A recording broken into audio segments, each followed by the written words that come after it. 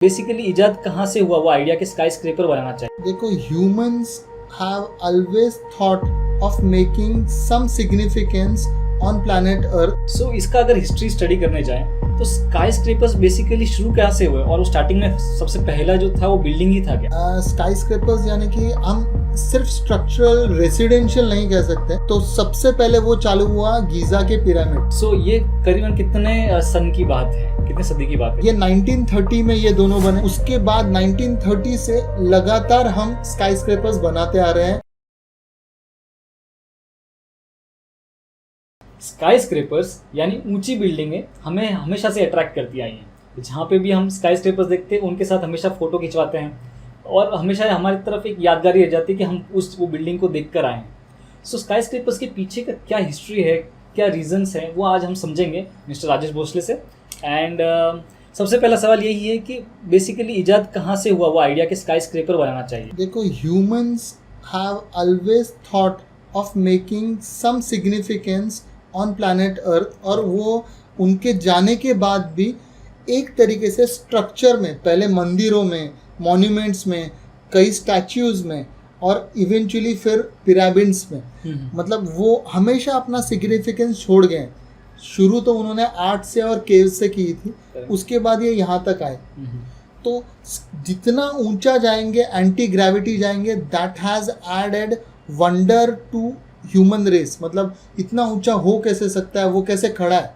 That is the main reason why we make skyscrapers, to show the power of human race on entire planet Earth, कि हम कितने उन्नत हैं, हम कितनी तरक्की कर रहे हैं। जितनी ऊंची जा रही है बिल्डिंग उतना वो शहर याद रखा जाता है। जैसे कि आज के तारीख में सबसे ऊंची बिल्डिंग बुर्ज खलीफा है, जिसके ऊपर कई मूवीज़ बने हैं, कई सॉन्ग्स हैं इंडिया में। कई स्टार्स पसंद करते हैं उसके ऊपर जाके फ़ोटो खींचवाना। इवन मूवी के ट्रेलर्स रिलीज़ होते हैं बुर्ज खलीफा के ऊपर, उसके डिजिटल स्क्रीन के ऊपर। फायरवर्क सबसे ज़्यादा दिवाली में सबसे बड़ा फायरवर्क बुर्ज खलीफा पे होता है। तो ये सारे सिग्निफिकेंस दिखाते हैं। एंड दैट अलोन बिल्डिंग ने दुबई का पूरा कल्चर और पूरा जो टूरिस्ट अट्रैक्शन है वो पूरी तरह बदल दिया है। तो एक बिल्डिंग ने उनकी इकोनॉमी को पूरी तरह बदल दिया। तो इसीलिए वो सिग्निफिकेंस इतना रखते हैं हम स्काई स्क्रेपर्स। सो इसका अगर हिस्ट्री स्टडी करने जाएं तो स्काई स्क्रेपर्स बेसिकली शुरू कहाँ से हुए और वो स्टार्टिंग में सबसे पहला जो था वो बिल्डिंग ही था क्या? स्काई स्क्रेपर्स यानी कि हम सिर्फ स्ट्रक्चरल रेसिडेंशियल नहीं कह सकते। सिर्फ हम रेसिडेंशियल के लिए स्काई स्क्रेपर्स नहीं बनाते।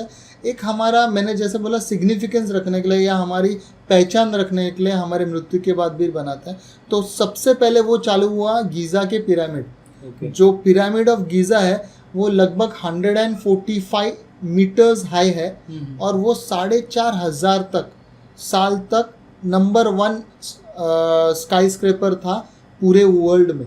यानी कि उससे ऊंचा मैन मेड स्ट्रक्चर नहीं था उस वक्त। लेकिन आप देखेंगे कि उस वक्त से 4,500 साल तक वो सबसे ऊंचा स्ट्रक्चर इसीलिए था कि उसका पाया, that is the footprint of the pyramid, was also equivalent, the ratio of the height was approximately equivalent to the sides of that pyramid. Correct. So अगर आज के तारीख का जो सबसे हाईएस्ट स्ट्रक्चर है 143 और 830 मीटर्स का बुर्ज खलीफा, तो वो अगर हम देखें तो पूरा शायद दुबई को कवर करना पड़े अगर पिरामिड वही। पहले उनका, हमारा ह्यूमन रेस का ये बिलीव था कि जितना फैले नीचे उतना हम ऊपर जा सकते हैं, जो कि सही है ज्योमेट्रिकली और पूरा आप सोचें तो एकदम सही बात है। आज भी स्काई स्क्रेपर्स उसी तरीके से ऊपर नैरो होते जाते हैं, लेकिन फिर भी उस बेस का मैसिवनेस नहीं रख सकते आज के तारीख में। करेक्ट है। सो आपने कहा जो इजिप्ट का सबसे पहले जो पिरामिड बना था वो काफ़ी समय तक 4,500 साल तक वो नंबर 1 पे था। सो नंबर 2 क्या था फिर? नंबर 2 उसके बाद फ्रांस में हुआ, आईफिल टावर आया। आईफिल टावर मेरे ख्याल से 89 में आया, जो कि 300 मीटर से थोड़ा ही छोटा था। 300 मीटर्स एवरेज आईफिल टावर आया। आईफिल टावर ऊंचा जाने का एक सबसे बड़ा कारण वापस था कि हमने तब तक मेटलर्जी में बहुत तरक्की कर ली थी और मेटल्स को हम अडॉप्ट करना सीख गए थे स्ट्रक्चरल सिस्टम्स में भी। अभी आईफल टावर का कोई पर्पस रेसिडेंशियल या कोई पर्पस कमर्शियल यूज़ नहीं था, न कि कोई आध्यात्मिक यूज़ था, जो कि पिरामिड का कहते हैं कि टूम्स रखने के लिए फ़ारोज़ ने बनाए थे, वैसा भी यूज़ नहीं था। वो सिर्फ सिग्निफिकेंस था कि अपनी जो आज़ादी का सिग्निफिकेंस फ्रांस ने दिखाया, उस सिग्निफिकेंस के लिए उन्होंने स्ट्रक्चर बनाया। और सिग्निफिकेंस दिखाने के लिए स्टील का स्ट्रक्चर सबसे ऊंचा बनाना वाज अ सिग्निफिकेंस। और तब से ये जो जिद ह्यूमन रेस की चालू हुई है कि जितना ऊंचा जा सके वो चालू हो गया। सो ये कंपटीशन कहाँ तक गया, मतलब लेट हिस्ट्री तक? अभी आईफिल टावर खड़ा हो सका प्रवीण इसीलिए कि उसका स्ट्रक्चर पूरा एमएस का था, तो उसकी वजह से हवा जो है वो अंदर से अंदर बाहर जा सक रही थी। Correct, yes. तो इसके लिए उसे कोई बेंड करना या विंड प्रेशर से वो उखड़ जाना वो पॉसिबल नहीं था। मतलब that was easy to withstand the wind pressure as well as gravitational force. So that is the very basic reason. And moreover Eiffel tower का भी जो घेरा है वो भी बहुत बड़ा है रेशियो वाइज, जिस हिसाब से उसका हाइट है उस हिसाब से। तो वो तो उन्होंने पिरामिड से सीख ली थी। उसके बाद यूएसए में there was a clock tower, लेकिन इसका कमर्शियलाइजेशन हुआ वुलवर्थ, एक यूएसए में वुलवर्थ करके एक बिजनेसमैन थे, वुलवर्थ करके, उन्होंने उनका एक वुलवर्थ बिल्डिंग बनाई जो उस वक्त 300 मीटर टच कर रही थी, 300 मीटर से थोड़ा कम थी, 300 मीटर हाइट। लेकिन ये बिल्डिंग ऑफिस बिल्डिंग और मिक्स रेसिडेंशियल यूज बिल्डिंग थी। तो अभी इस बिल्डिंग को विंड प्रेशर और ग्रेविटी दोनों हैंडल करने थे। तो इस बिल्डिंग में उन्होंने स्टील स्ट्रक्चर्स और कंक्रीट इन सब का उपयोग करते समय इस हाइट तक गए। तो ये उसके बाद ये रेस वो चालू रही। फिर एम्पायर स्टेट बिल्डिंग आई, उसके बाद सीजर टावर आया। सीजर टावर और एम्पायर स्टेट बिल्डिंग दोनों ही कमर्शियल बिल्डिंग्स थे और कमर्शियली बनाए गए। वापस ये ईगो दिखाने के लिए बनाए गए, दोनों बिजनेसमैन थे। वुलवर्थ टावर लगभग 1901 में बना और 1930 तक ये दोनों टावर एक साथ बन रहे थे और उनका एक ही मकसद था, वुलवर्थ टावर से ऊंचा जाए। तो वो दोनों भी अप्रॉक्सीमेटली लगभग 320 मीटर तक गए, 319 मीटर तक गए। और एम्पायर स्टेट बिल्डिंग ने एक बहुत ही चालाकी से एक काम ऐसे किया कि उनके ओनर ने और आर्किटेक्ट ने ऊपर का जो उसका एक थ्रोन है, मतलब एक गुमज बोलते हैं ना, जो मुकुट बोलते हैं, yes. वो डिज़ाइन में है, ये किसी को बताया नहीं। जैसे ये बिल्डिंग ख़त्म हो गई उसके एक आध महीने बाद उन्होंने अपना वो डोम का कंस्ट्रक्शन चालू किया। डोम नहीं बोल सकते, एक घूमट का जो कंस्ट्रक्शन चालू किया टॉप ऑफ द बिल्डिंग का। और वो बिल्डिंग का टॉप बहुत ही खूबसूरत है, बहुत ही remarkably Victorian style of architecture with the metal. So बहुत ही मॉडर्न दिखता है और उसको बनाने के लिए बहुत अंदर से कंक्रीट और बहुत बड़ा स्टील की जाल है, लेकिन बाहर से बहुत खूबसूरत दिखता है। और उसे अभी कंटिन्यूसली रिनोवेट करते हुए अभी एलईडी लाइट सिस्टम्स भी दिए हैं उसे लाइट करने के लिए। वो होने की वजह से एक 10 मीटर से सीजर टावर से एम्पायर स्टेट बिल्डिंग ऊंचा हो गया और उस रेस में एम्पायर टावर बिल्डिंग जीत गया। उसके बाद फिर कई सालों बाद ये रेस सऊदी अरब, जापान, चाइना, सब लोगों ने ये रेस करते हुए अपने अपने स्टेट्स में बहुत ऊंचे ऊंचे टावर बनाना चालू कर दिए। तो दैट वाज अ स्टार्ट। सो ये करीबन कितने सन की बात है, कितने सदी की बात है? ये 1930 में ये दोनों बने। yes. उसके बाद 1930 से लगातार हम स्काई स्क्रैपर्स बनाते आ रहे हैं। पहले तो ये न्यूयॉर्क में बनते थे, क्योंकि तब आप जानेंगे तो बाकी देशों में कॉलोनाइजेशन था। तो सब देश ब्रिटेन के या यूएस के और पोर्तुगाल के अंडर थे। तो धीरे धीरे जब आफ्टर वर्ल्ड वॉर 2 सब अलग हो गए, कॉलोनाइजेशन ख़त्म हुआ, तो सब देश डेवलपिंग नेशंस बनने लगे, स्पेशली चाइना, सिंगापुर और इंडिया में भी। एशिया में 80% ऑफ टावर्स हैं, स्काई स्क्रैपर्स हैं, अदर देन अमेरिका। अमेरिका में कुछ हैं 20%, बाकी 80% एशिया में है। उस 80% में से भी 80% चाइना में है। ओके। अलोन चाइना में मोर देन 1000 स्काई स्क्रेपर्स है सिर्फ चाइना में। तो इतने सारे टावर्स उसके बाद सीधे बनते गए। देयर इज बहुत सीरीज है, मतलब इसका बनने के So, बहुत आपने सारे कहा कि चाइना में बहुत ज़्यादा ही अमाउंट ऑफ स्काई स्क्रेपर्स हैं, so why they are not listed in the top skyscrapers of the world? Somehow China could not make एक क्या होता है, एक हद के बाद आफ्टर 500 मीटर्स, अभी आप देखोगे तो 1901 से 1930 तक 310 या 20 मीटर तक हम पहुंच चुके थे। करेक्ट। उसके ऊपर कोई भी बना नहीं रहा था, ज़्यादा 350 से ऊपर कोई जा नहीं रहा था vertically up. Yes. The reason was wind not gravity, क्योंकि skyscrapers use to crumble with the wind, और विंड के साथ प्रवीण अगर वो 1 मीटर भी ऊपर वाला हिस्सा जो है वो स्विंग हो जाए तो पूरा क्रम्बल हो सकता था। करेक्ट। तो इसीलिए उनको ये गुत्थी सुलझ नहीं रही थी, खासकर अमेरिकन्स को, कि ये कैसे जाएं। तो आपको आश्चर्य होगा कि हमारे भारत के, मतलब प्रेजेंट बांग्लादेश के एक आर्किटेक्ट है फैजुल खान, इन्होंने इन्वेंट किया एक स्ट्रक्चरल सिस्टम और पूरा स्ट्रक्चरल ग्रिड, जिसके वजह से स्काई स्क्रैपर्स पॉसिबल हुए। और उसके वजह से आज भी उस ग्रिड और उस फिलॉसफी को यूज़ करते हुए सब स्काई स्क्रैपर्स बन रहे हैं। करेक्ट। एक्चुअली मैं थोड़ा समझा दूँ वो क्या था। इससे पहले स्काई स्क्रैपर्स या कोई भी स्ट्रक्चर जनरली हम कॉलम सिस्टम्स ग्रिड देते हैं, बीम ग्रिड्स देते हैं और उसे ऊपर करते हैं। स्काई स्क्रैपर्स पॉसिबल हुए आरसीसी के बाद, जब स्टील ग्रिड्स बनने लगे, एसएस के स्ट्रक्चर्स। वो जब एसएस को, स्टील को आई सेक्शंस या टी सेक्शंस या बीम, स्टील बीम्स को जब यूज़ करने लग गए फॉर स्काई स्क्रैपर्स, तब अमेरिका बूस्ट करने लग गया with Empire State buildings and Caesar buildings and everything, कि हम स्काई स्क्रैपर्स बना रहे हैं, ऊंचा ऊंचा जा रहे हैं। लेकिन they found out they could not go more than 320 metres. So the reason was the grid was, steel का भी ग्रिड, सब वजन जो है पूरा ग्रिड का वो इवनली वो डिस्ट्रीब्यूट हो रहा था।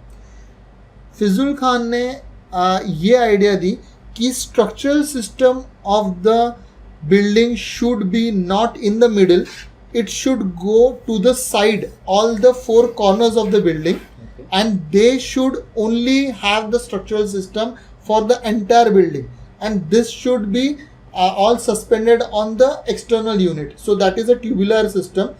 And your structural glazing should act as a structural system by itself. Okay. Secondly, what he acted is, अभी आप कोई एक ऐसा सिलिंड्रिकल एक कार्डबोर्ड का बॉक्स लो, या कोक का जो कैन आता है, जो ऐसा कैन आता है, उसको लो और उसको ऊपर से ऐसा दबा दो।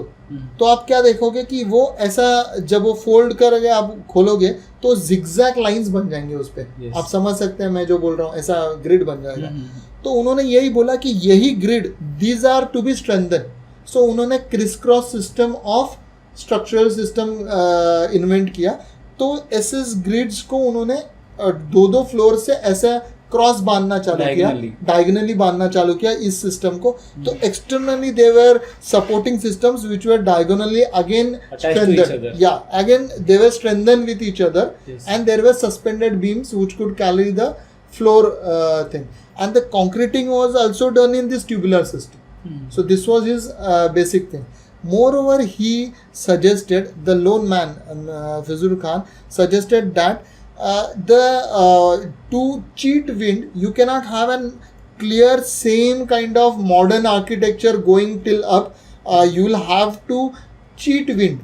मतलब जब हवा आ रही है तो उसे अलग अलग स्ट्रक्चर्स अगर ऊपर मिले तो हवा डिविएट हो जाएगी यहाँ वहाँ, उस वजह से तुम्हें वो स्ट्रक्चर को हवा का प्रेशर कम आएगा. तो उस वजह से फिर उन्होंने सजेस्ट किया कि बिल्डिंग को ऊपर जाके एक तो छोटा करना, नैरो करना, ऊपर से उसे मिसमैच ग्रिड देना. मतलब या तो आप उसे ट्विस्ट कर लो, एरोडायनेमिक शेप दे दो, या उसके अलग अलग एक जिगजैग कर लो, या कुछ अलग सिस्टम ऐसे इन्वेंट कर लो. तो उस हिसाब से उन्होंने स्काईस्क्रैपर को और एक गाइडलाइन दी. ये तीसरी गाइडलाइन थी.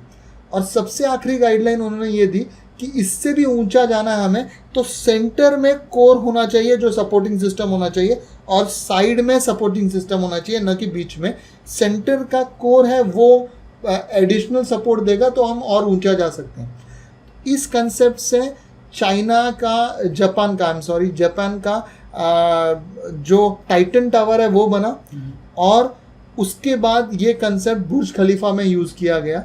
इसलिए बुर्ज खलीफा में आप देखोगे कि कोर में सेंटर में उसका कॉलम सिस्टम है जिसमें कि स्टेयरकेस और लिफ्ट्स हैं जो एक फैन के शेप में है, एंड बाहर का जो स्ट्रक्चर है वो सपोर्टिंग ग्रिड्स हैं, वो ट्यूबुलर स्टील के उन्होंने ग्रिड्स दिए ताकि विंड वहाँ पे दुबई में सालाना कम से कम 5 से 6 बार हरिकेन्स आते हैं, बहुत ज़ोर से विंड बहती है, तो उसे चीट करने के लिए जो स्ट्रक्चरल सिस्टम्स वो भी रेक्टेंगुलर नहीं ट्यूबुलर यूज़ किए गए, स्टील सिस्टम्स भी ट्यूबुलर थे और एक्सटर्नली यूज़ किए गए। तो इस तरीके से आज भी फैजुल खान की जो आइडियोलॉजी है वो बुर्ज खलीफा में देखने मिलती है।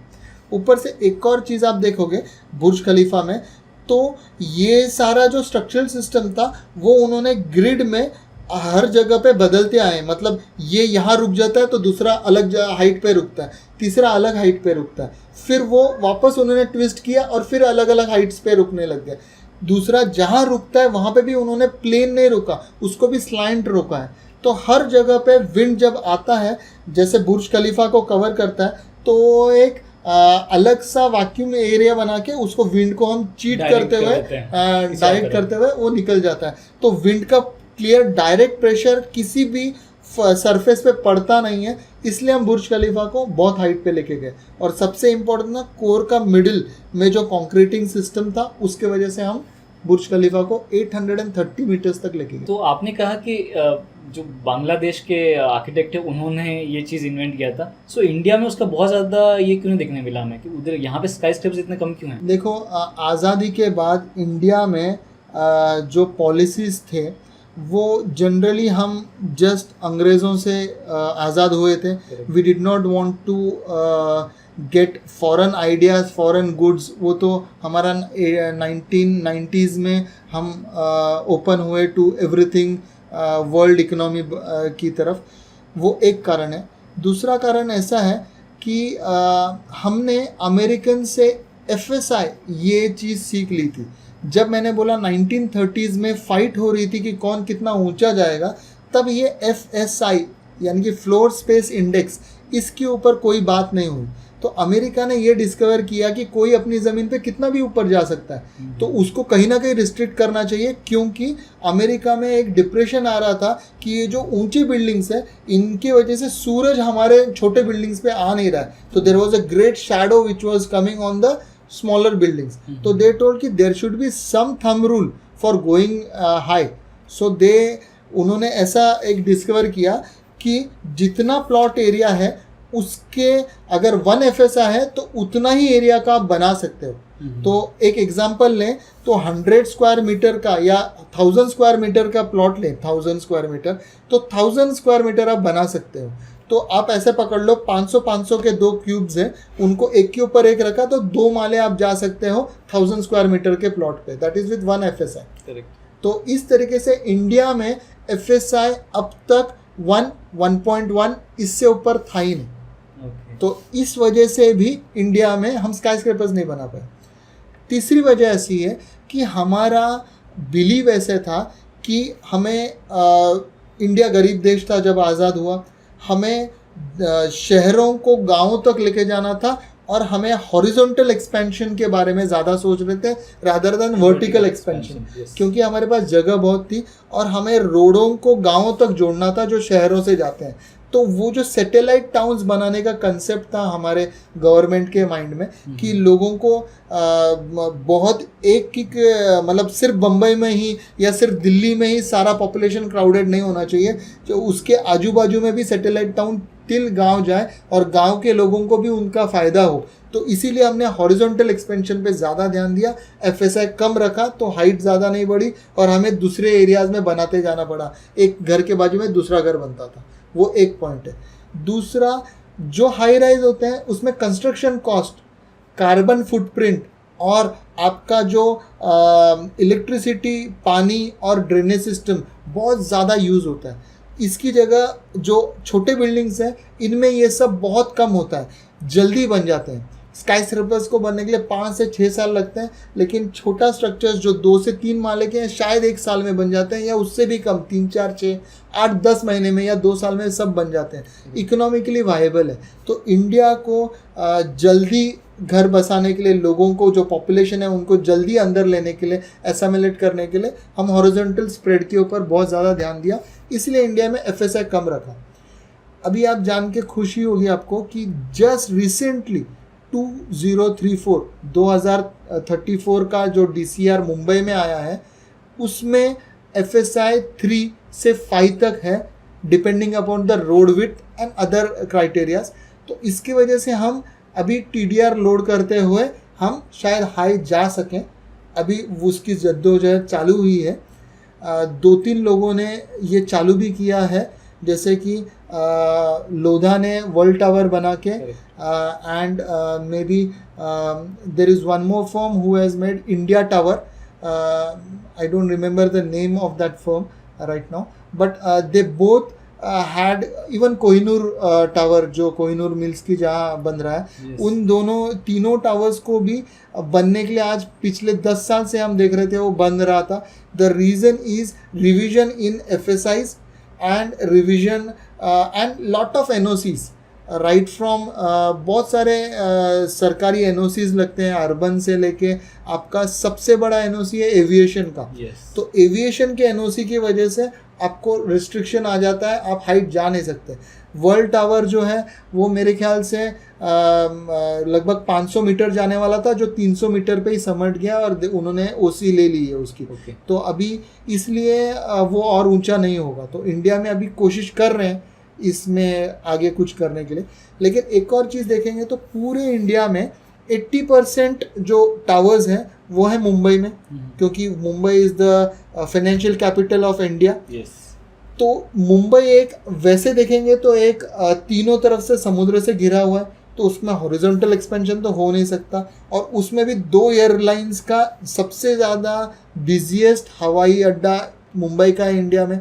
तो वहाँ से कई एरोप्लेन्स हर दिशा में उड़ रहे हैं। आप एयरलाइन का जो आप उसका पैटर्न देखोगे, जो एयरलाइन का जोन देखोगे, जो कमर्शियल एयरलाइंस है, तो वो मुंबई के आजू बाजू में ऑल ओवर वर्ल्ड जा रहा है। तो उसके पाथ में बहुत सारे बिल्डिंग्स आ जाते हैं, तो उनको वो एलिवेशन लेने के लिए प्लेन का, उन्हें बिल्डिंग की हाइट बढ़ा नहीं सकते मुंबई में एटलीस्ट।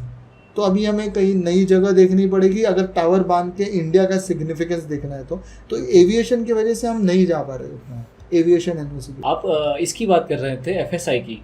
सो जो बड़े टावर्स हैं, FSI तो आप जैसे कह रहे हैं कि जितना आपके पास लैंड एरिया है उसका जो परसेंटेज आप बताते हैं 1, 2 या 3, 5 तक जा सकते हैं। सो बुर्ज खलीफा के केस में वो FSI कितना है?